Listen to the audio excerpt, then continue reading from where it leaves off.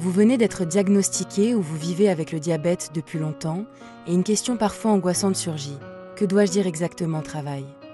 La réponse est catégorique. Vous n'avez aucune obligation légale de révéler votre état de santé à votre employeur. Votre diabète appartient strictement à votre vie privée. Votre patron n'a pas le droit de vous questionner à ce sujet, ni d'en tenir compte pour votre recrutement ou une future promotion. Cependant, il existe une exception capitale et très utile, la médecine du travail.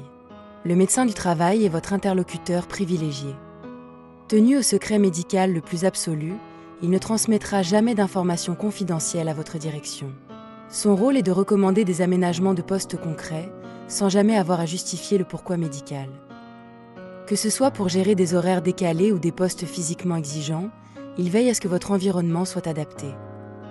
Une visite spontanée est possible à tout moment, sans même attendre votre visite annuelle. C'est une démarche simple, rassurante, qui vous permet d'avancer avec plus de clarté et de sérénité au bureau. Le diabète peut rendre certaines situations professionnelles délicates. Des repas sautés, un stress intense ou un manque de temps pour une injection. Même un simple déjeuner entre collègues peut devenir une source d'anxiété si vous n'avez pas de moment pour votre suivi. Des ajustements sont pourtant accessibles et souvent plus simples qu'on le croit. Vous pouvez solliciter des pauses régulières pour vérifier votre glycémie, un espace discret pour vos injections ou des horaires adaptés à vos rendez-vous médicaux. Parallèlement, il existe la RQTH, la reconnaissance de la qualité de travailleur handicapé. Ne vous laissez pas freiner par ce mot. Pour un diabétique, c'est une protection juridique et sociale. Elle ouvre des droits majeurs, comme des aides financières de la GFIP pour adapter votre matériel de bureau ou un accès prioritaire à la formation.